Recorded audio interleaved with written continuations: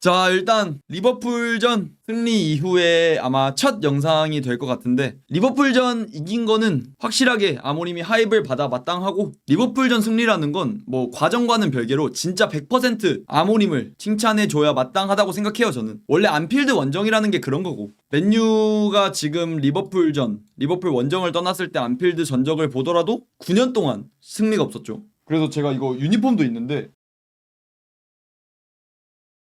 이게 이제 2016년도 15-16 반할 때 유니폼이거든요. 이때 이후로 한 번도 맨유는 안필드에서 승리가 없었습니다. 거의 9년, 10년 만에 승리를 했다는 점은 아모림을 해당 부분 칭찬해 줄만하다 생각해요. 근데 또 냉정하게 리버풀전 분석 리뷰 들어가면서 아모림이 어떤 부분들이 바뀌었나, 그리고 개선점 어떤 게 있을까 한번 토봐보면 좋을 것 같아서 해당 영상 준비해봤습니다. 일단 맨유의 선발 라인업은 이렇게 나왔었죠. 특이점이라고 한다면 쿠냐톱 2경기 연속골인 셰시코 대신에 쿠냐를 썼다는 점, 그리고 좌달롯, 그리고 결국 경기 막바지에 증명해낸 맥과이어 선수, 이 3명 정도가 특이점이고 나머지는 완전 100% 정배픽이었다고 생각해요. 근데 이제 선발 라인업 봤을 때 약간 찝고 넘어갈 점은, 사실 인게임 내용만 봤을 때 맥과이어, 달롯, 쿠냐 이 세 선수 아모림이 선발 라인업 특이점을 준 거에 비해서 뭔가 이 세 선수로 인해 경기 양상이 확 바뀌었냐? 이건 아니었다고 봐요. 인게임 내에선. 특히 이제 좌달롯은 이 선발 라인업 11명 중에 굳이 따지면 가장 안 좋은 폼을 보여줬다고도 저는 생각하고, 그리고 또 맥과이어 선수도 결승골 진짜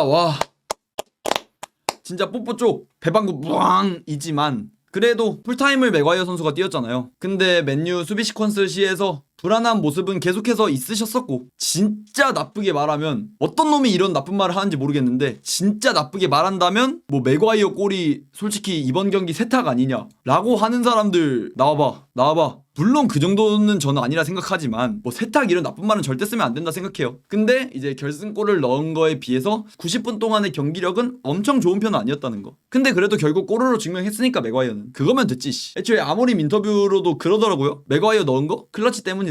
난 맥과이어 선발 욕먹을 거 알았는데 맥과이어가 하나 해줄 걸 알고 있어서 그래서 넣었던 거다, 이런 식으로 인터뷰를 했더라고요. 역시 예측은 신무림? 뭐 결과론적으로는 결국 성공한 거죠. 근데 그래도 인게임 내에서 오픈플레이 상황으로 봤을 때는 이 세 선수로 선발 라인업 변화를 준 거에 비해서 뭔가 막 바뀐 점은 없었어요. 그리고 또 인게임 내 분석 말씀드리기 전에 통계 약간 보고 가자면 XG값 리버풀이 맨유에 비해서 약 2배, 점유율도 그렇고. 근데 이거는 사실 어쩔 수가 없는 게 맨유가 안필드 원정을 떠난 거기도 하고 리버풀 입장에선 당연히 잡아야 되는 경기이기도 한데, 근데 전반전 극초반에 골을 먹혔으니까 당연히 그런 맨유는 내려설 거고 리버풀은 그에 비해서 계속 누르려고 할 거고 공격 시도를 했을 거니까, 그래서 XG 값이 이렇게 높게 나오기도 했고 한 거지, 막 맨유가 졌어야 마땅한 경기는 아니었다 생각해요. XG 값만 보고 그렇게 말씀하시는 분들이 계시던데 맨유도 충분히 이겼어도 이상하지 않은 경기력이었어요. 그리고 막 슈팅수도 그렇게 막 밀리는 편도 아니었고, 빅찬스도 그렇고, 또 이제 뭐 각포 골대 3번 맞췄다 이런 식으로 말씀하시는 분들도 많은데,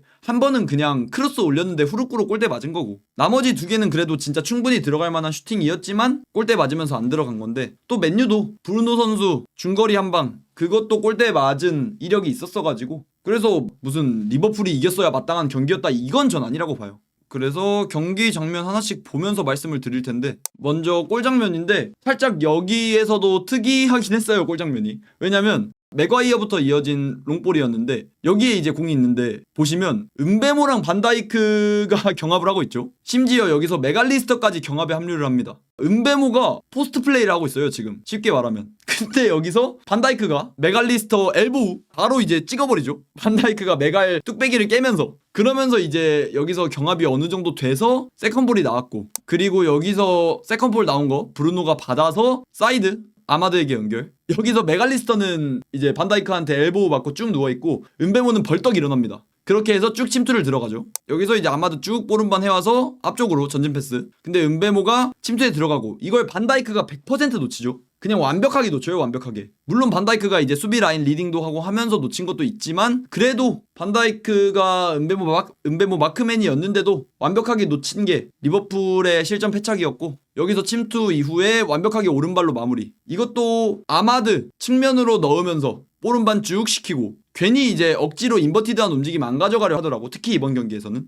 그렇게 간결하게 플레이하라고 아모림이 좀 만져준 것 같아. 그래서 여기 해당 부분이라든지 아니면 인게임 내에서 아마드랑 은배모 동선 정리가 어느 정도 되었다고 느꼈고, 특히 이제 은배모도 측면에 붙어있다기보단 계속해서 중앙 공간 파고들면서 본인이 좋아하는 하프 스페이스 쪽, 그쪽에 되게 포지셔닝을 많이 시키더라고요, 아모림이. 그런 좀 세세한 부분들 바뀐 거에 그래도 아모림 칭찬할 만한 부분이 아닌가. 물론 이제 이 장면이 나오기 전에 무슨 은배모 포스트 플레이를 시키고 은배모한테 경합을 시키고 이게 이 장면뿐만 아니라 계속해서 나왔잖아요, 이번 경기. 그런 것들은 조금 아쉬웠지만 이렇게 은배모 그리고 아마드 동선 정리가 확실하게 된 것 같아서 이런 부분들은 또 개선점이라고 볼 수 있지 않을까 싶어요. 그리고 또 이제 해당 장면, 리버풀의 공격 시퀀스 장면인데 소보슬라이가 전방으로 연결해주는 패스. 근데 여기 브루노랑 카세미르 포지셔닝을 보십시오. 브루노 카세미르인데 지금 보시면 루크쇼까지 올라와 있는 상황이에요. 이게 뭐 중간에서 약간 와리가리가 있었고 그래서 루크쇼까지 올라와 있는 상황인데, 최소한 카세미르 선수는 루크쇼가 이렇게 올라와 있으면 후방을 받쳐주던가 했어야지. 여기서도 이제 수비 라인과 삼선의 간격 문제가 드러났죠.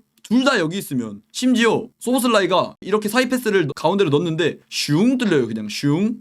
이 브루노 선수랑 카세미르 선수 사이로 패스가 슝 뚫려. 근데 루크쇼도 위에 올라와 있죠. 그렇다 보니까 순식간에 이런 장면이 연출됩니다. 아모림 플랜은 일단 삼선 선수들 최대한 강하게 미들블럭 쪽에 먹고 스토퍼 한 명까지 올려서 뭐 중원 싸움을 빡세게 한다, 이런 마인드였던 것 같은데, 와, 이게 수비 라인과 삼선의 간격 문제 때문에 이런 사이 패스 한 방에 바로 이제 3대3 구도가 만들어지죠. 여기 뒤에 더리우트 선수까지 있긴 한데 더리우트, 아마드, 맥과이어, 심지어 달롯 위치도, 와, 이거 미쳐버리겠다. 그냥 이 사이 패스 하나만으로 뭐 별다른 시퀀스가 있었던 게 아니에요. 리버풀의 사이 패스 하나로 순식간에 3대3 구도가 만들어집니다. 그래서 이제 각포에게 연결되고, 이게 각포가 골대를 맞춘 장면이었는데 아직 수비랑 삼선 간격 문제가 완벽하게 해결되지 않았다는 걸 확실하게 볼 수 있겠죠. 다음 보여드릴 장면이 오랜만에 나온 아모림 볼에서의 유기적인 그런 1차 빌드업, 스포르팅에서 자주 보여줬던 그런 공격 시퀀스인 것 같은데, 먼저 루크쇼가 압박을 풀어나옵니다. 근데 이 압박 풀어나오는 게 되게 유효했다고 봐요. 루크쇼가 전방을 볼 수 있게 되면서 전진 패스 프리하게 뿌려줄 수 있는 상황이 되었고, 상대 압박 숫자도 전방에 꽤 있었고, 이게 리버풀이 1대0으로 끌려가는 상황이다 보니까 전방에 많은 숫자를 리버풀이 들 수밖에 없었고, 뭐 결과론적으로 봤을 땐 맨유가 그리고 아모림이 리버풀 압박을 최대한 끌어내면서 라인을 올리게 유도를 했다는 걸 볼 수 있겠죠.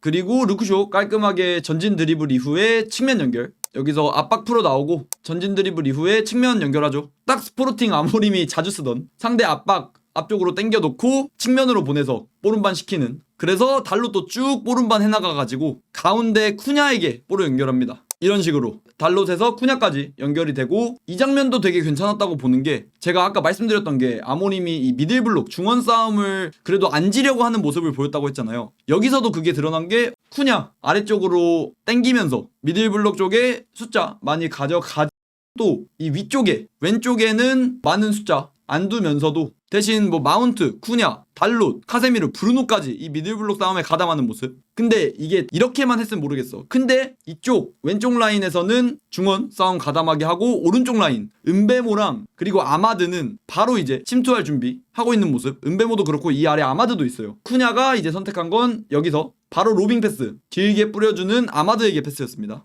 이 장면이죠. 근데 이것도 너무 괜찮더라고. 그냥 확실하게 그냥 동선 정리를 빡 해준 느낌이잖아요. 아까도 제가 설명드렸듯이 아마드 측면, 은배모 최대한 뭐 박스 타격 쪽, 이런 식으로 동선 정리해준 거. 아마드에게 측면을 맡긴 게, 저는 너무 최근에 들어서 아모림을 칭찬해주고 싶은 그런 공격 시퀀스인 것 같아요. 쿠냐에서 아마드 쪽으로 쭉 롱볼 연결, 그리고 아마드 볼 끌고 와서 최대한 은배모도 그렇고 그리고 쿠냐, 아까 패스 연결해줬던 쿠냐도 그렇고 박스 안에서 본인들에게 수비 붙게 유도한 다음에 뒤쪽에 있던 브루노 선수에게 연결해서 중거리로 골대까지 맞췄죠. 해당 장면이 아모림 볼이 완벽하게 풀렸을 때 어떤 식으로 공격이 전개될 수 있나를 보여준 표본이라고 생각해요. 근데 이제 아모림에게 중요한 점은 리버풀전 해당 경기에서 단편적으로만 보여준 게 아니라 앞으로 이런 상황을 계속해서 만들 수 있냐겠죠. 그리고 더 중요한 거, 선제골을 넣었을 때가 아니라 0대 0으로 비기고 있는 상황이라든지 아니면 1대 0으로 상대팀에게 끌려가고 있는 상황, 이럴 때도 과연 해당 시퀀스 같은 모습들을 완벽하게 만들 수 있냐가 앞으로의 과제이지 않을까 그렇게 생각을 하고요. 그래도 해당 장면 되게 칭찬해 줄 만한, 너무 오랜만에 본 것 같아. 분명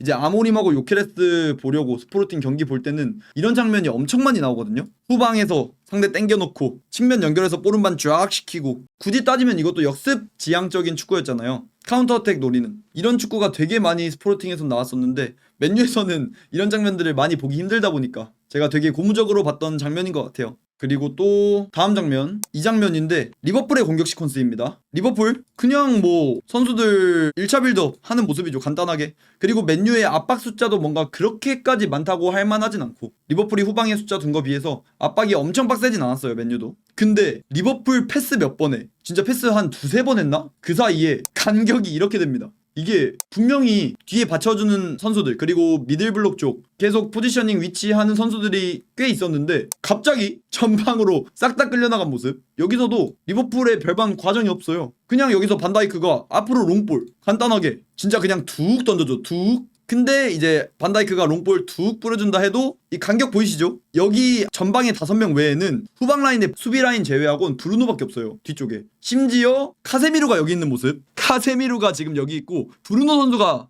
후방 쪽에 위치하고 있습니다. 브루노 선수가 지금 맨유의 똥바지 역할을 하고 있는 모습. 근데 여기서 반다이크 롱패스로 어떻게 되냐? 당연히 간격이 벌어져 있다 보니까 또 슝슝, 또 슝슝입니다. 또 슝슝. 또 숫자 싸움 보십시오. 맨유 수비 하나 둘 셋 넷, 그리고 리버풀 공격 하나 둘 셋 넷. 그냥 단순 롱패스 한 번이에요. 진짜 미쳐버리겠죠. 간격이, 이게 5백을 쓰면서 투미드를 쓰는 팀이 맞나 싶어요, 사실. 여기에서 심지어 지금 아마드까지도 올라와 있는 상황이잖아요. 이거 보시면 아마드, 카세미루가 왜 여기 있는지 모르겠는데 일단 카세미루, 그리고 쿠냐, 마운트, 은베모, 그리고 브루노가 똥바지를 하고 있는 모습인데, 최소한 아마드가 올라와 있다면 브루노, 카세미루 정도는 미들블럭 쪽을 먹어주고 있던가, 언제든지 후방 커버가 가능하게. 근데 1점 차로 이기고 있는데도 일단 뭐 간격이 아직까지 벌어져 있는 모습. 그리고 또 이건 짤막하게 리버풀 공격 시퀀스 장면인데 카세미루 대신에 우가르테가 나왔죠. 이 장면에서도 우가르테가 특히 이제 뭐 수비 태클 능력에 관련해서는 나쁘지 않은, 그리고 경합 관련해서는 나쁘지 않은 그런 축구력을 가지고 있다만, 이 선수의 특성상 좀 튀어나가는 수비를 하다 보니까, 그래서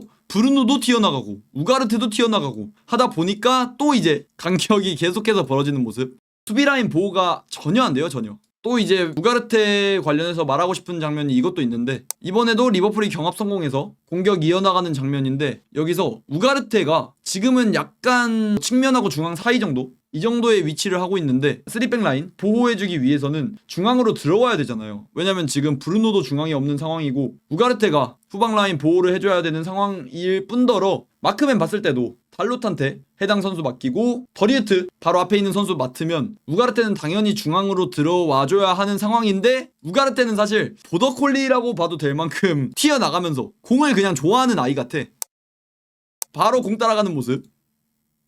이러면 어떻게 되냐? 그냥 뭐 당연히 후방 수비 라인은 노출이 되겠죠. 우가르테 공 따라가다가 근데 패스를 하면 사람이 공보다 빠를 수도 없잖아요. 근데 우가르테는 이 선수 따라가다가 결국 그냥 없는 선수 취급이 되어버리고, 또 이제 리버풀은 맨유 수비진 4명, 리버풀 공격진 3명에서 4명, 4대3에서 4대4 상황, 공격 상황 만들 수 있었죠. 우가르테는 리버풀이 계속해서 다이렉트하게 공격 전개를 한다면 우가르테는 수비는 100% 실패한 선수가 되어버리는 거기 때문에, 이런 좀 수비라인 보호가 안 되는, 3선에서 저지가 안 되는 문제점들이 그래도 꽤 드러났던 것 같기도 하고, 아모림이 우가르테에게 이런 거 튀어나가지 마 주문을 해도 안 먹히는 건지 아니면 주문 자체를 안 한 건지 모르겠죠. 그래서 이제 우가르테의 문제냐 아모림의 문제냐 봤을 때는 애매하긴 한데, 가심님 궁금한 게 맥과이어도 라인 내릴 땐 그래도 괜찮아진다고 했는데 우가르테도 전방 압박 전술 말고 라인 내려도 수비하는 전술에선 좋은 선수인가요? 아니요. 우가르테는 오히려 중원 싸움을 존나 붙여야 돼요, 계속. 오히려 우가르테는 라인을 올리면서 중원 싸움을 많이 할 수 있는 그런 전술에서 특화되어 있는 선수입니다. 그렇게 된다면 우가르테는 그냥 중원에 아까 제가 말씀드린 보더콜리 마냥 개처럼 뛰어라 하고 그냥 풀어놓고, 대신 후방 라인을 받쳐줄 우가르테 똥바지 선수가 한 명 필요하겠죠. 근데 지금 우가르테의 폼 봤을 때 우가르테에게 똥바지를 붙여줄 만큼의 폼을 가지고 있냐? 봤을 땐 절대 아니고, 오히려 우가르테가 수비 라인을 보호하는 똥바지 역할을 해줘야 되는데 우가르테는 그런 툴을 안 가지고 있기도 하고, 그런 게 문제죠. 그래서 리버풀전 장면들로 분석해본 지금 아모림 볼이 어느 정도 변화한 점들, 긍정적인 부분도 있었고, 그리고 아직 개선해야 될 점도 있었고, 그런 것들 보여드렸는데, 냉정하게 초반에 골 안 나왔다면 힘들었다고 봅니다. 확실히 세부적인 부분들은 조금씩 개선된 게 보이긴 해요. 정말로. 하지만 큰 틀에서는 이전 경기들하고 계속해서 동일한 느낌을 되게 많이 받았어요. 예를 들면 리버풀 입장에서는 당연히 잡아야 하는 경기였죠. 상대가 요즘 폼 안 좋은 맨유였기도 하고 안필드였기도 하고 리버풀 입장에서는 당연히 잡아야 되는 경기였는데 선제골 일찍 먹힌 거 엄청난 변수였잖아요. 리버풀 입장에선. 그렇다 보니까 리버풀은 라인을 계속해서 올렸고, 근데 여기서 아모림은 1차 빌드업 거의 없이 웬만하면 롱볼 처리 주문했죠. 근데 이게 뭐 롱볼 처리가 리버풀이 빡세게 라인 올린 부분도 있겠지만 또 이제 라멘스 키퍼, 어린 경험 별로 없는 골키퍼다 보니까 괜한 리스크 안 지려고, 그리고 라멘스 양발도 잘 쓰니까 그냥 뭐 전방에 선수 있든 없든 뻥뻥 차라 이렇게 주문을 했을 거고, 근데 이제 전방에서 연결이 될 때도 은베모한테 포스트 플레이 시키고 뭐 셰시코가 있는 상황도 아니고 이랬는데 어쨌건 뭐 아다리가 잘 맞았다고 봐야겠죠. 이런 부분들은 뭔가 어긋난다는 생각이 들었어요. 롱볼 처리 주문하면서 은베모한테 포스트 플레이? 물론 결과론적으로는 이게 성공을 했긴 한데 약간 이질적이라고 해야 되나? 어떻게 한 거지 이 생각. 그리고 아까 말씀드린 삼성 간격 문제도 있을 거고, 근데 이제 이렇게 리버풀이 라인 계속해서 올리고 아모림이 롱볼 처리 주문하고 이런 것도 초반에 골이 나와서, 그래서 이제 이런 것들도 어느 정도 서스럼 없이 할 수 있었던 거고, 부담감이 훨씬 줄어드니까. 그래서 초반에 골 안 나왔다면 냉정하게 많이 힘들었다고 봅니다. 또 이제 이런 식으로 롱볼 처리를 아모림이 주문했는데 포스트 플레이도 계속하는 것도 아니고 하다 말고 하거든요. 아예 맨유 선수들 아무도 없는 공간에 그냥 롱볼 뿌려주기도 하고, 근데 여기에서 맨유의 승리 요인이라고도 보는데 이게 집중력 관련된, 뭐 굳이 따지면 팀 스피릿이라고도 볼 수 있겠죠. 롱볼, 근데 해당 롱볼을 리버풀 수비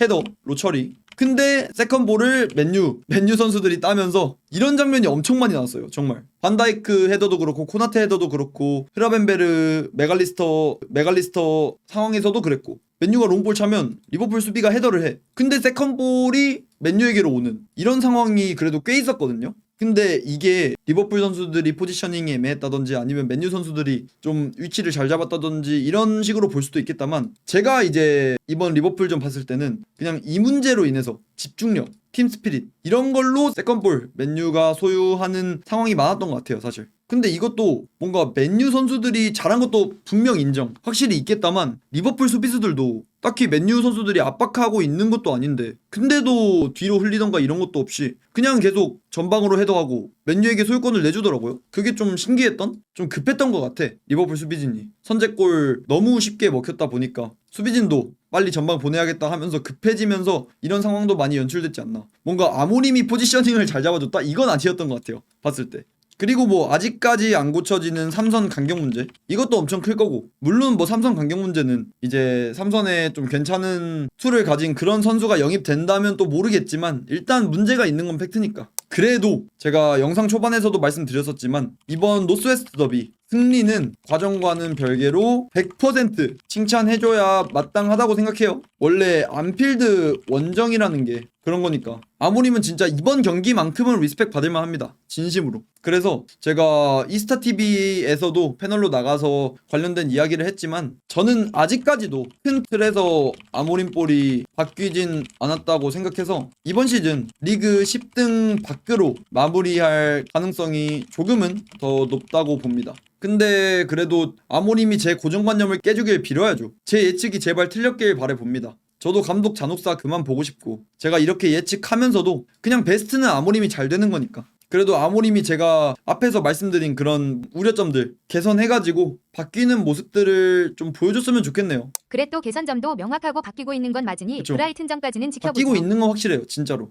근데 그게 이제 세부적인 부분들에서 바뀐다 뿐이지 전체적인 큰 시스템적인 틀로 봤을 때는 아직까지 지난 시즌부터 현 시점까지도 똑같다는 생각이 들어서 해당 부분들에서 아모림이 고민을 많이 해봐야 될 것 같은데, 이게 리그 10등 밖으로 마무리한다면 당연히 실패로 봐야 되잖아요. 저는 아모님 경기력만 더 올라온다면 이번 시즌 한 7등 정도 마무리한다고 해도 다음 시즌 유임에 엄청난 태클은 안 걸 것 같아요. 이게 문제점만 어느 정도 개선됐는데 근데 이제 뭐 결정력 문제라든지 이런 걸로 인해서 7등 정도 마무리한다 해도 저는 그냥 쿨하게 넘어갈 수 있을 것 같아요. 솔직히 만약에 챔스권 든다 하면은 당연히 유임해야 되는 거고, 당연히 챔스 티켓을 딴다? 그러면 그때는 경기력과 별개로 그냥 유임해도 그거는 보드진의 선택이 맞다고 봐요. 그래서 맨유 경기 일정 보면 일단 최근 5경기인데 맨시티전 진 다음에 보드진이 아모림으로 계속 간다 이런 식으로 신임을 보여줬었잖아요. 근데 이때 제가 영상에서 앞으로 남은 5경기에서 3승은 해줘야 된다.